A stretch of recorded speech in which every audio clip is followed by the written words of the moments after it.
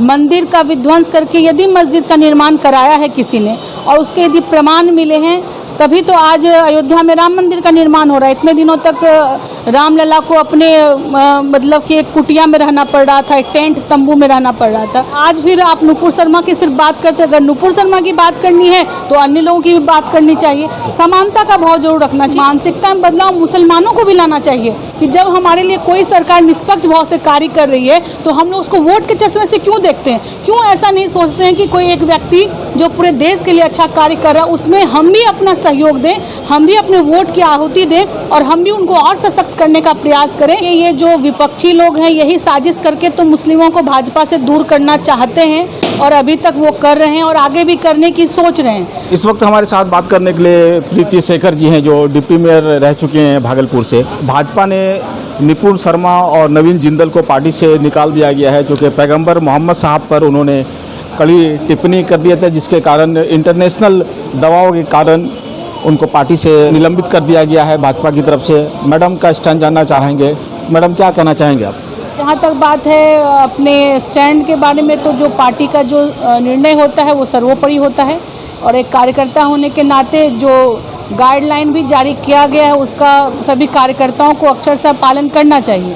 वहीं दूसरी तरफ मैं एक और बात भी कहना चाहूँगी कि यही स्टैंड सबों के लिए होना चाहिए, यानी कि कोई भी इस प्रकार का, भले ही भारतीय जनता पार्टी ने एक अपना एक मिसाल पेश किया है कि ठीक है कोई भी धार्मिक भावना को भड़काने वाला बयान यदि कोई देता है प्रवक्ता तो उसको निष्कासित कर दिया गया हो, लेकिन वहीं दूसरी तरफ कोई अन्य लोग या अन्य राजनीतिक दल के लोग हों या सामान्य लोग हों, उनको भी अभिव्यक्ति की आज़ादी के नाम पर कुछ भी बोलने की छूट नहीं देनी चाहिए। कि हम सबों को, पूरे भारतवर्ष के जितने भी नागरिक हैं, हम सबों को एक दूसरे के धर्म का सम्मान करते हुए अपना क्रियाकलाप आचरण व्यवहार करना चाहिए। मैडम, आप एक बहुत बड़े सीनियर लीडर हैं भाजपा की, तो आपको नहीं लगता कि गल्फ कंट्री के दबाव में पार्टी ने ऐसा निर्णय लिया है? देखिए, ये तो पूरी दुनिया जान रही है कि आज भारत ही एक ऐसा देश है जिस पर किसी भी अन्य देशों का अननेसेसरी दबाव नहीं पड़ रहा है या दबाव झेलने की स्थिति में आज भारत नहीं है। आज भारत दूसरे पर दबाव देने की स्थिति में आदरणीय प्रधानमंत्री नरेंद्र मोदी जी के नेतृत्व में। तो ऐसा नहीं कि गल्फ कंट्री के प्रभाव या दबाव में, बल्कि ये अपनी एक आइडियोलॉजी होती है, अपने काम करने का तरीका होता है, तो जो भारतीय जनता पार्टी हमेशा से करती है और हमेशा से गाइडलाइन जारी करती है, तो उसी के तहत एक ऐसा निर्णय लिया गया। मैडम, आपको नहीं लगता है कि भाजपा के शासनकाल में, चूँकि आप बखूबी जानती हैं, मुस्लिम लोग असुरक्षित महसूस कर रहे हैं, क्या कहना चाहेंगे? देखिए, ये जो विपक्षी लोग हैं यही साजिश करके तो मुस्लिमों को भाजपा से दूर करना चाहते हैं और अभी तक वो कर रहे हैं और आगे भी करने की सोच रहे हैं। लेकिन यह मुसलमानों को सोचना चाहिए। क्या भारतीय जनता पार्टी या केंद्र की नरेंद्र मोदी की जो सरकार है, उन्होंने जो भी जन कल्याण की जो योजनाएं उन्होंने धरातल पर उतारने का कार्य किया है, क्या उसमें मुस्लिमों को वंचित किया है? क्या उसमें ऐसा कोई गाइडलाइन जारी किया है कि ये योजना सिर्फ हिंदू का ही उसका लाभ ले सकते हैं? आज हमें तो गर्व है कि जो महिलाएं, जो मुस्लिम महिलाएं जो 3 तलाक से जो प्रताड़ित होती थी और उसमें अन्य भी कई प्रकार के जो नियम कायदे कानून थे, उससे उस चीज़ से छुटकारा महिलाओं को मिला है। आज भले ही महिलाएं, मुस्लिम महिलाएं बाहर जाकर परिवार में चर्चा करती हो या ना करती हो, लेकिन वोट के चोट से तो वो बता देती हैं कि नहीं, हमें जो है ना, जब वो वोट करने जाती हैं तो मुस्लिम महिलाओं का भी वोट भारतीय जनता पार्टी को मिल रहा है। तो कहीं ना कहीं ये बदलाव और भारतीय जनता पार्टी और नरेंद्र मोदी जी से बदलाव ला रहे हैं, लेकिन मानसिकता में बदलाव मुसलमानों को भी लाना चाहिए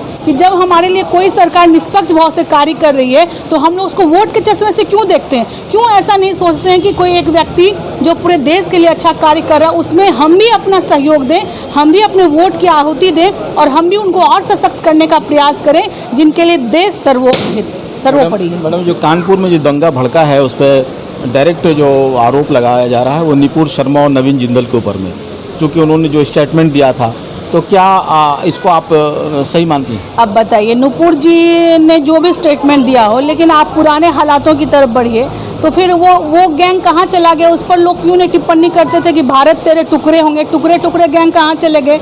हम भारतवर्ष के किसी एक विश्वविद्यालय में पढ़ रहे छात्र भारत के टुकड़े होंगे इसका नारा बुलंद करते हैं, उनके खिलाफ कोई कार्रवाई नहीं हो पाती थी। और आज फिर आप नुपुर शर्मा की सिर्फ बात करते, अगर नुपुर शर्मा की बात करनी है तो अन्य लोगों की भी बात करनी चाहिए।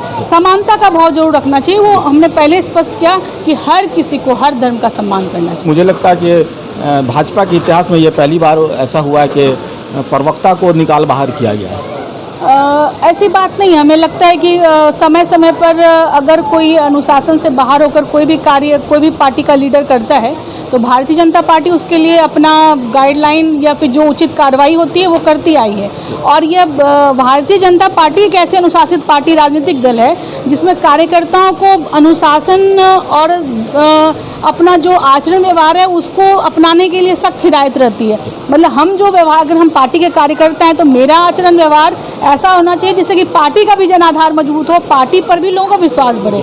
तो इसके लिए पार्टी हमेशा से, पहला ऐसा नहीं है, कभी भी ऐसा अगर कुछ भी अन्य प्रकार की भी कोई घटनाएं घटित हुई तो उस पर पार्टी ने एक्शन लिया है। मैडम, ये नुपुर शर्मा और नवीन जिंदल पर जो कार्रवाई हुई वो आप सही मानते हैं? देखिए, कोई भी ऐसी कार्रवाई जो पार्टी नेतृत्व ने लिया है वो सही या गलत का बाकी बात ही नहीं है, जो पार्टी का निर्णय है वो सर्वोपरि होता है। मैडम, एक अंतिम सवाल करना चाहेंगे। ज्ञान वापी पे मुस्लिम लोग कह रहे हैं कि ये फुब्बारा है और हिंदू लोग के पक्ष कहते हैं कि ये शिवलिंग है, तो आपका क्या कहना है इस पर? हमें लगता है इस पर न किसी मुसलमान को न किसी हिंदू को टिप्पणी करनी चाहिए। इस पर टिप्पणी करने का अधिकार माननीय न्यायालय को मिलना चाहिए और न्यायालय जो उचित फैसला लेगी, जो उनके पास जो एविडेंस है, जो उनके पास जो प्रमाण है, उसके आधार पर जो उनका निर्णय होगा उसी पर हम लोग को चलना चाहिए। बाकी हम लोग को अपना अपना जजमेंट जारी नहीं करना चाहिए। पिछले 8 सालों में इस तरह से हो रहा है कि मस्जिद में मंदिर और मंदिर, इस तरह से मस्जिद मंदिर ज़्यादा कुछ हो जा रहा है, आपको नहीं लगता? किसी ने विध्वंस करके, मंदिर का विध्वंस करके यदि मस्जिद का निर्माण कराया है किसी ने और उसके यदि प्रमाण मिले हैं तभी तो आज अयोध्या में राम मंदिर का निर्माण हो रहा है। इतने दिनों तक रामलला को अपने मतलब कि एक कुटिया में रहना पड़ रहा था, एक टेंट तंबू में रहना पड़ रहा था। तो जहाँ पर ऐसा कुछ प्रमाण है तो बिल्कुल होना चाहिए, और यदि ऐसा कुछ प्रमाणिकता नहीं है तो फिर उस पर विचार करना चाहिए। न्यूज़ 21 चैनल से बात करने के लिए बहुत बहुत शुक्रिया। आपका भी बहुत बहुत धन्यवाद। कैमरा पर्सन बंटी के साथ मैं शहबाज, न्यूज़ 21 भागलपुर।